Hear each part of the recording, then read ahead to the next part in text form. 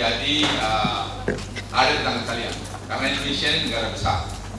Ya, saya sebagai tentara, saya tadi baru ingat dengar cerita Pak Bupati, ada tentara Amerika latihan 4 jam dari sini. Kita nggak tahu tahun 85. Karena kita nggak punya teknologi. Dia punya teknologi, dia enak saja pakai helikopter dia melakukan latihan pendaratan, latihan serbuan di teritori. Nah, saya akan mulai dengan satu slide pertama saya. Ya, slide. Ya, saya akan bicara mengenai ini, tadi mengenai Building Partnership for Sustainable Youth Movement. Saya dulu dari akademi militer, terus saya seorang perwira yang bersyukur mengikuti hampir semua pendidikan pasukan khusus di dunia ini. Saya pernah di Special Forces di Amerika, saya pernah di Special Air Service di Inggris, saya pernah pendidikan di GSG 9 di Jerman. Saya lahir dari bawah sebagai prajurit, sebagai perwira.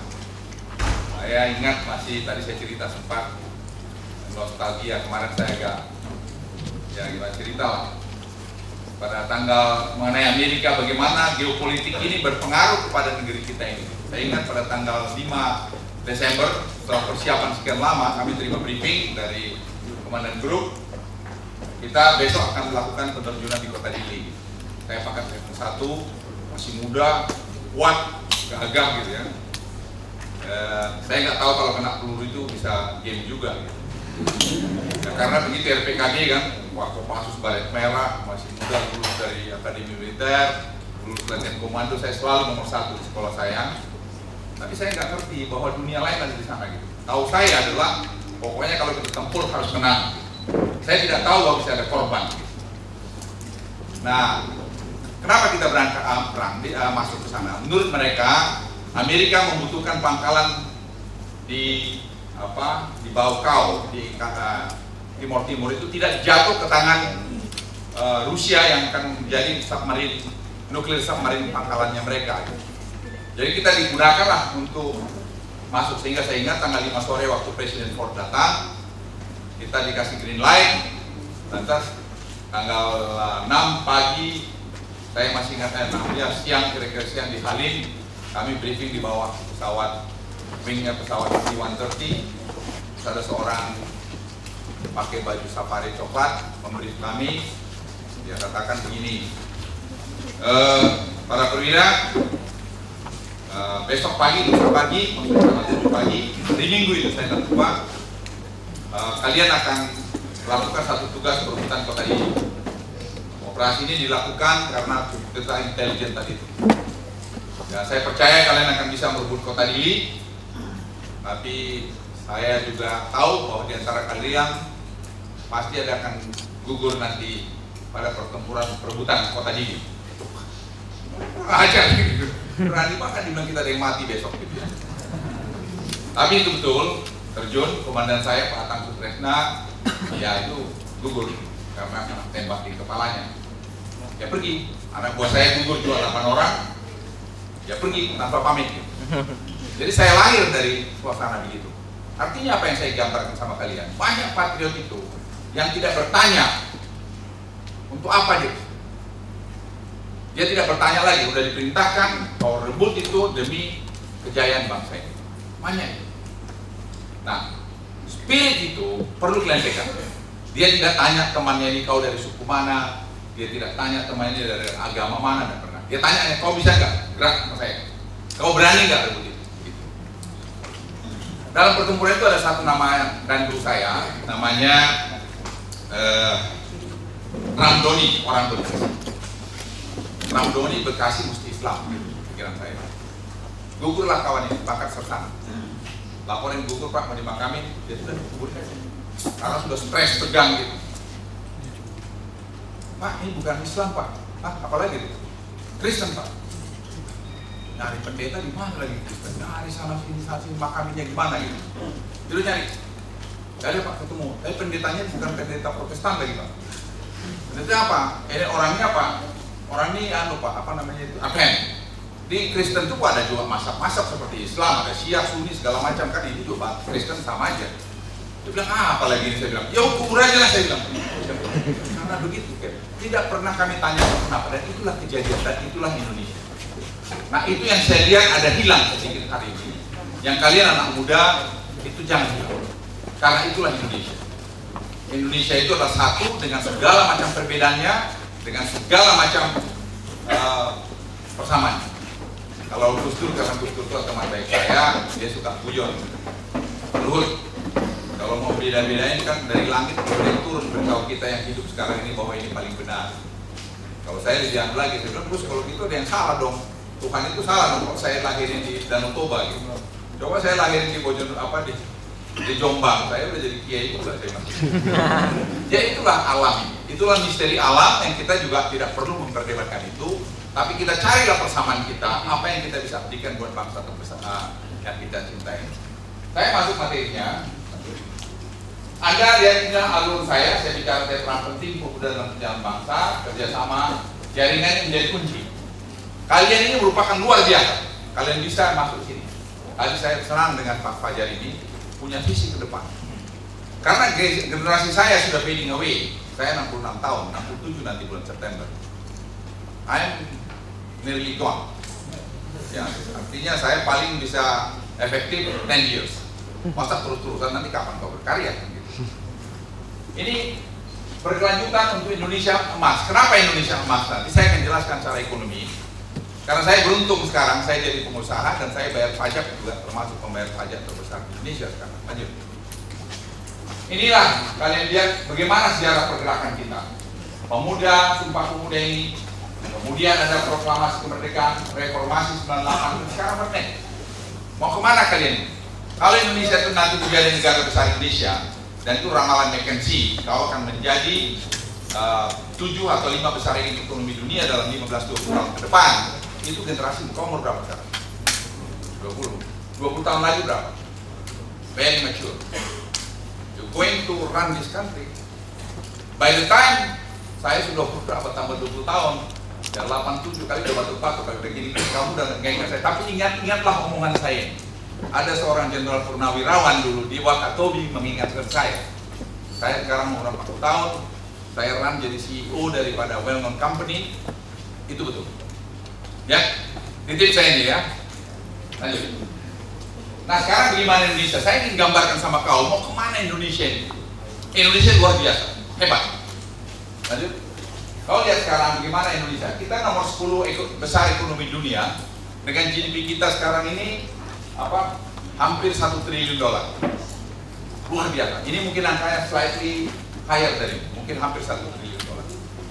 Luar biasa. Kita lebih besar dari Malaysia, lebih besar dari segala macam. Kuncinya memang nanti itu yang kalau kau baca CSLA, coba kau Google hasil pertemuan Pak Jokowi dengan fund manager 18 fund manager terbesar yang meran 350 triliun rupiah di Jakarta pada hari Selasa yang lalu, dia akan jelaskan itu. Nah sekarang kita potensi pasar kita tuh hampir ya mungkin 600 miliar dolar. Magnitude-nya luar biasa. Kemudian kau lihat ini penduduk kita yang begini besar, 250 juta. Kelas menengah kita ini sekarang ada 45, 47, mungkin 50 juta. Dan ini berkembang terus, 10 tahun nanti sampai pada generasi kamu mungkin sudah akan 150 juta lebih kelas menengah. Kamu akan jadi kelas menengah. Artinya apa? Purchasing power kamu akan tambah tinggi. Artinya apa? Apa saja diolah di Indonesia ini, marketnya itu mesti captive. Kenapa? Daya belimu akan tinggi, purchasing power akan tinggi sekali. Nah, kalau kalian nanti ini yang paling penting lagi, yaitu disebut demographic bonus tadi. Demographic bonus ini menurut saya penting. Kalian ini bagian daripada demographic bonus. Artinya usia kerja. Nah, kalau kamu sekarang usia kerja ini tidak dikelola dengan bagus, kamu akan menjadi the other way round. Kamu akan menjadi masalah karena pendidikannya tidak bagus. Makanya saya tadi titip Pak Bupati yang punya visi ke depan. Di sini kan daerah pariwisata dan daerah ikan. Jadi D4 untuk perikanan atau D4 untuk pariwisata. Itu aja buat. Supaya apa? Jangan colonize oleh orang lain, economically atau economically daerah ini. Ingat ASEAN Economic Community akan mulai jalan tahun 2015. Artinya apa? orang asing, orang Singapura, orang Malaysia, orang apa, kita nggak bisa tahan lagi dengan kemarin. Kita nggak bisa, tapi kita pun harus proteksi dengan tuntutan teknik kita nanti. Lanjut. Nah, kalau Anda lihat sekarang ini, kita akan masuk jadi apa? Jadi ekonomi besar. Selama 5 tahun ini, rata-rata pertumbuhan ekonomi kita ya 5-6%, 5,5%. Jadi kita termasuk pertumbuhan ekonomi yang terbaik di dunia dan 3 besar. Itu sebabnya Indonesia masuk di 20. Tapi masalahnya pemerataan ini kurang. Nah, pemerataan ini yang penting. Nah, saya lihat di CSL itu Pak Jokowi itu bagus menggambarkan dia mau pertumbuhan, tapi juga dia mau pemerataan. Pemerataan itu tidak cukup juga di bawah. Pemerataan di kelas menengah dan kelas atas pun harus ada. Nah, kalau semua orang yang kelas atas itu aja yang kaya, lantas nanti yang tambah kaya, yang miskin aja. Kamu harus bisa menjadi bagian nanti kelas menengah, kelas bawah ini, menengah ini. Saya nggak tahu, mungkin dia kalian ada tiba-tiba nanti satu ketika jadi konglomerat, kita pernah. Atau kau jadi bupati yang hebat, atau gubernur. Tadi Pak Bupati bilang, siapa tahu Pak ada yang jadi menteri presiden dari antara mereka ini.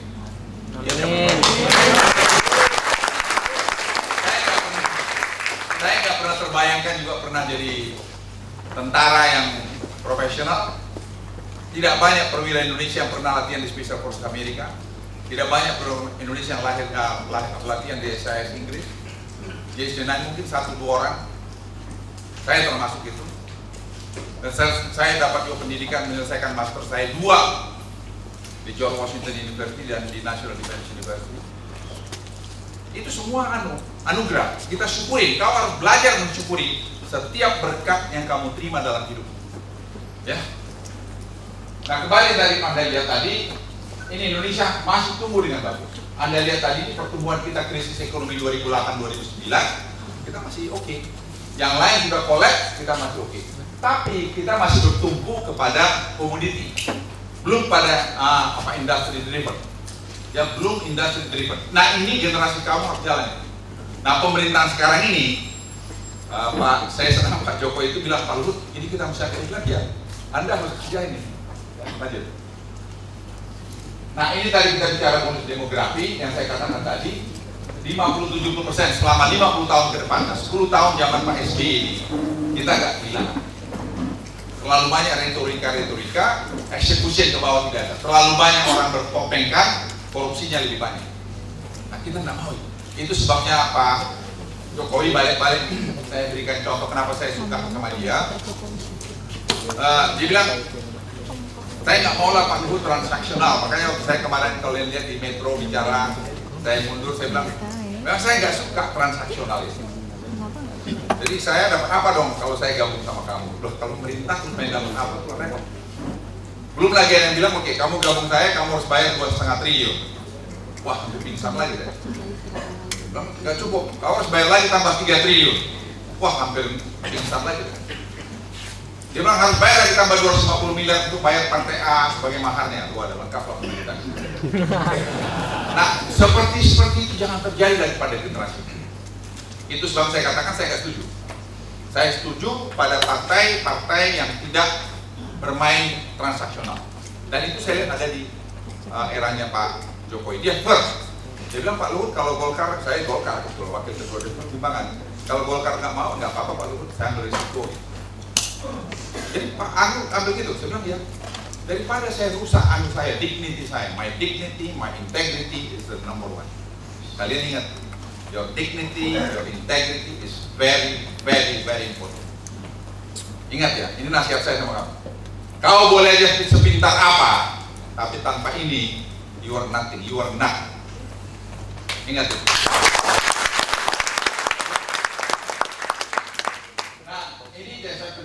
Mengenai pemerataan pendidikan, kalau Anda lihat sekarang, teknologi kita itu banyak, sekolah teknologi banyak di Jawa. Kurang diperhatikan, nanti saya akan tunjukkan slide bahwa pendidikan itu, pembangunan itu, pemerataan itu tidak menyempit Jawa luar Jawa. Itu tetap paralel. Artinya apa? Pemerataan itu kurang. Nanti akan saya lanjutkan dengan slide berikutnya. Ya, ini. Anda lihat, Jadi dari tahun 1996 sampai 2012 itu paralel aja. Ini harus selesaikan. Ini harusnya dia makin berimpit ke atas. Jadi makin dekat sini antara luar Jawa dan Jawa ini. Sehingga kesenjangan itu kurang, sehingga dinikmati yang bersama. Tidak banyak seperti bupati seperti yang very remote area begini bisa membangun seperti ini. Masih rapi kerjanya. Saya suka lihat ini, oh masih rapi, masih ini kerjanya. Banyak yang asal jadi. Nah ini kesenjangan ini harus diperbaiki. Jadi kita lihat tadi indikator pendidikan kesehatan ini masih sangat belum seperti yang kita harapkan. Lanjut. Nah sekarang apa teman kalian? Ini sekarang saya kenapa dah? Saya kerjaan saya super banyak di Jakarta. Harusnya saya hari ini dampingin Pak Jokowi pergi menemani bertemu dengan Pak Pri atau apa. Saya bilang udah kalian aja situ. Tadi dengar saya kira apa aja. Saya bilang saya mau kemari deh. Karena saya pikir saya ingin share sama kalian supaya kalian generasimu tuh jauh lebih bagus dari generasi saya. Karena generasi saya ini terbaik. Nah kalau lihat sekarang ini, tapi hati-hati ini perempuan laki-laki jumlahnya ini coba lihat. Ya, ini dan ingat ini 64% usia muda seperti kamu antara 15 atau 9. Ini luar biasa, very powerful. Nah kalau itu secara intelektual tidak diperbaiki, tidak diisi dengan dengan pendidikan yang bagus, 40 tahun lagi nanti menjadi masalah. 20 tahun lagi seperti saya katakan tadi.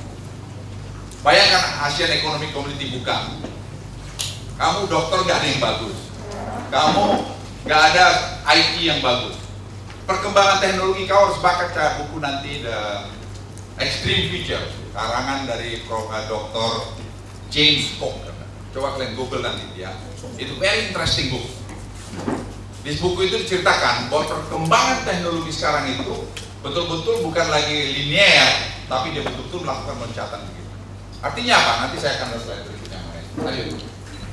Nah kalau Anda lihat sekarang penduduk usia kerja itu lihat ini, lulusan universitas kita cuma segini. Ya, berarti kira-kira 8 juta dari 176 juta. Kalau dihitung angkatan kerja.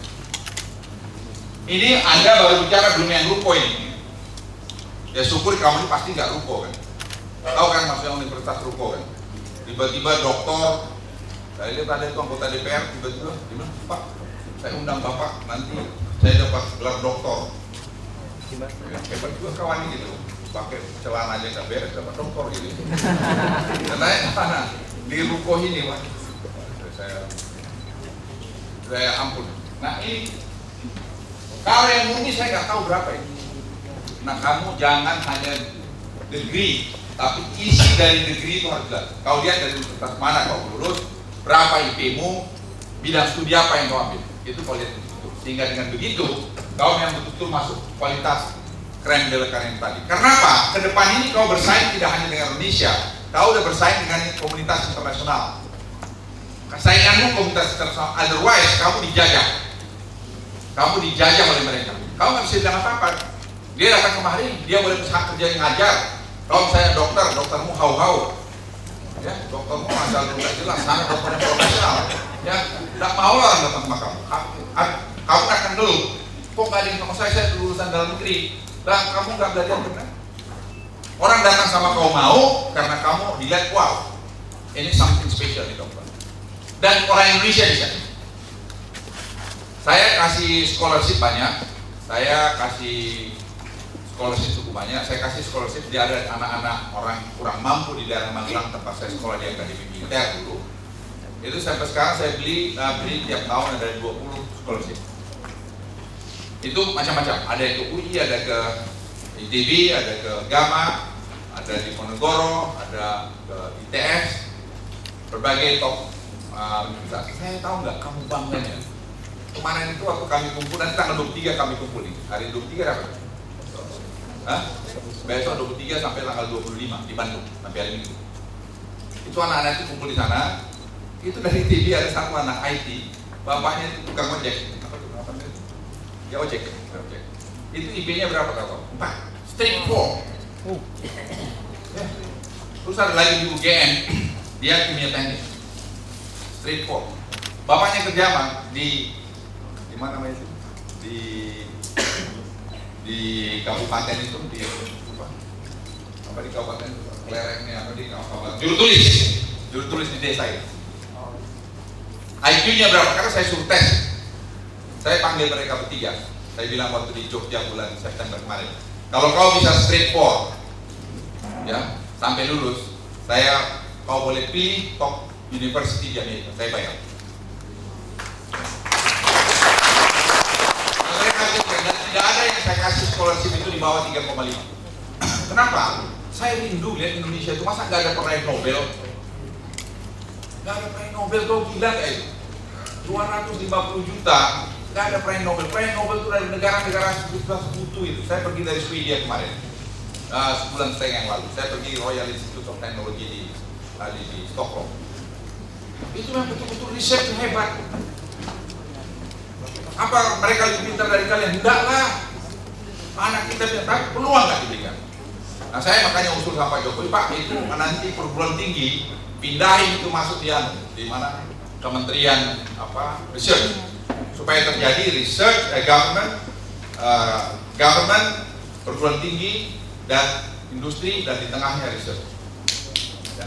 Saya research tadi, research penelitian. Kalau tidak ada penelitian, kita akan menjadi nanti market daripada produk-produk lain. Nah tadi saya sudah jelaskan ini, lanjut. Nah ini yang saya jelaskan tadi, perkembangan teknologi. Ini apa disebut information, communication and technology tadi. Ini betul-betul akan terjadi nih. Saya kemarin diundang di Weizmann Institute. Weizmann Institute itu salah satu research center yang terkemuka university di Israel. Saya diundang, saya pergi aja lah, saya pengen dengar. Ada profesornya jelasin, mereka bicara analog, mereka bicara digital. Terus dia bilang, Jenderal, sekarang kami sudah mulai masuk dari kuantum. Dia bilang, binatang apa lagi kuantum itu? Jadi orang itu udah bicara kuantum, kita masih di digital lagi. Jadi teknologi ini memang loncatannya luar biasa. Ya. Tidak linear lagi seperti saya singgung tadi, sudah melakukan sampai loncatan tinggi. Itu eramu, bukan era saya lagi. Saya hanya kena, kalau pesawat itu kena exhaustnya aja. Tapi kamu di mainstreamnya. Jadi kalau kau tidak hati-hati, kamu akan habis nanti. Kamu akan di wash out. IT berkembang, research. Kalau kau baca buku tadi yang saya bilang dari Extreme Future itu, dia cerita DNA sudah bisa diurai. Artinya apa dia bilang? Kamu udah bisa diprediksi 5 tahun lagi, 10 tahun lagi sakitmu apa? Nah kalau dia bisa diprediksi, dia bisa fix kau punya sakit sehingga kau nggak sakit. Jadi umurmu di atas 100 tahun tidak menjadi isu lagi. Can be longer than 100 years old. Saya pikir-pikir, wah, gua nggak sempat lagi. Teknologi dapat, tapi itu 10-20 tahun lagi teknologi akan dapat. Dan itu era RAM. Ya, era RAM. Ini kau lihat. Saya anjurkan Anda baca, lihat Google, kau beli buku. Buku itu ditulis waktu Amerika diserang 11 September 2001. Disitulah lahir mereka melakukan ramalan ke depan bagaimana mengenai ini tadi.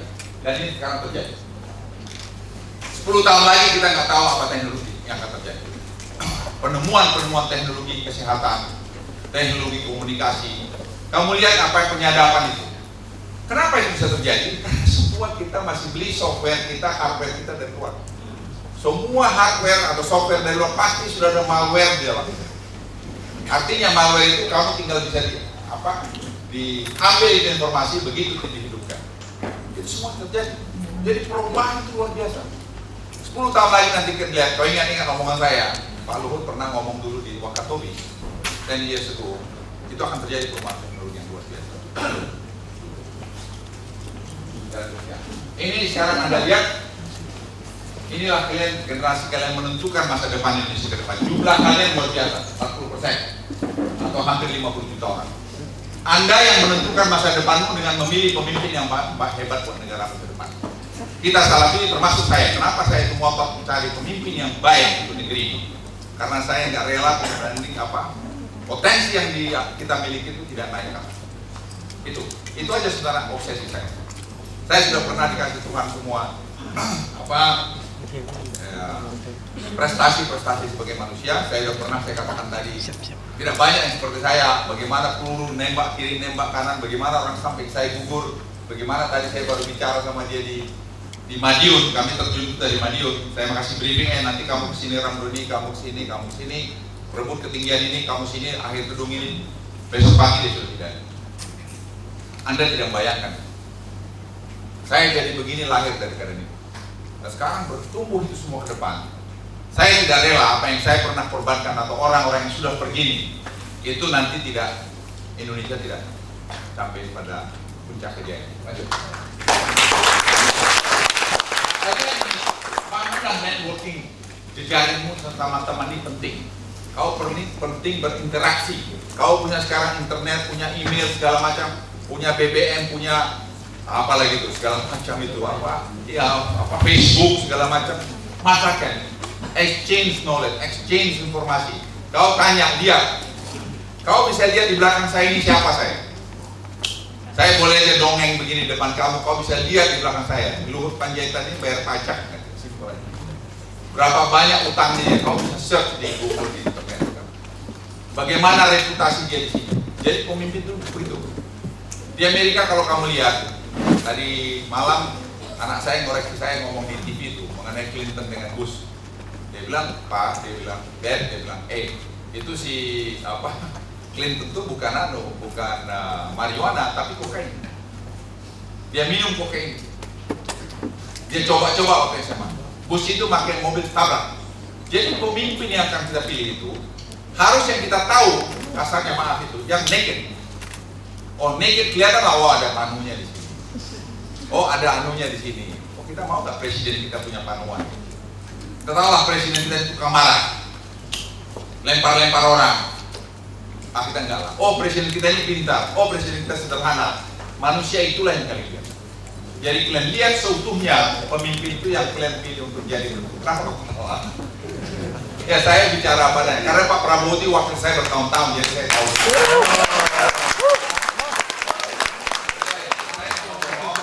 Pak Prabowo itu lama jadi wakil saya, mungkin ada hampir ya kerja di bawah saya mungkin lebih dari 6-7 tahun.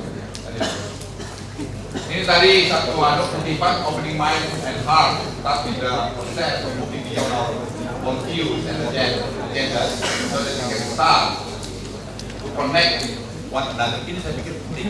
Kau bangun networking itu, kau bangunlah seperti Pak Amin loh, seperti si Fajar ini, Pak Fajar ini. Itu seniormu. Kamu bisa bayangin gak? Saya orang gila ini orang, saya bilang. Kok dia bisa bawa kalian kemari? Saya belum tentu bisa bawa seperti kalian kemari. Kok kalian mau gitu?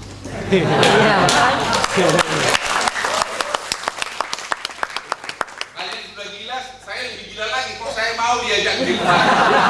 Saya bilang tadi sama diri saya, what the hell this Fajar gitu. I have to be here today, oh my goodness gitu ya. Saya bilang saya mesti naik ekonomi kelas lagi, saya gini-gini lagi gitu. Ya tuh, kamu bisa bayangin, I can charter pesawat loh. Saya bayar pajak $100 juta setahun. Ya, tapi saya datang kemari juga. Fajar itu gila di si Fajar ini. Makanya saya bilang Fajar, saya titip Jajar, kamu jangan terkontaminasi. You're going to be the leader of this country.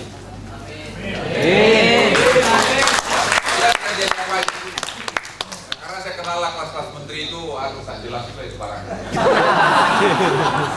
Asal jaga aja, jangan nanti bilang gantung saya di pohon apa? Monas, atau maling. Jangan ya, saya jadi kau jangan gitu kau udah punya komunitas begini, coba dia bikin kumpulin anak SMA di mana di Kebayoran, saya pembicara situ. Ini orang-orang gila nih anak ini. Jadi saya punya catatan sendiri mengenai Fajar ini. Teman, bangunlah network kalian, networking itu tadi. Kalian sama kalian kok yang menentukan masa depan ini. Jadi kalian tahu, paling nggak dia, punya knowledge nggak dia, beri contoh nggak dia. Pemimpin itu kuncinya adalah contoh. Ya. Pemimpin itu mampu memberikan tauladan. Tauladan itu apa? Dalam bidang intelektual, dalam bidang hati, dan juga sehat. Kalau harus sehat. Saya masih treadmill tuh 5 kali seminggu 1 jam ya saya treadmill. 5 times a week, 1 hour each time. 500 calories sampai 500 calories per day. Ya, saya bisa lakukan. Kenapa? I want to be healthy. Nah, saya masih tidur teratur. Nah, itu disiplin lagi. Kunci kau untuk jadi bagus. Kamu boleh pintar. Banyak itu pemimpin yang pintar, super pintar mungkin. Tapi nokat. Enggak batu udah gini-gini udah. Kamu jangan dong. Kamu bisa supaya paling tidak seperti saya lah. Saya berani ngomong itu. Tadi salah satu contoh. Karena saya lakukan. I prove it. Ya, saya nggak malu.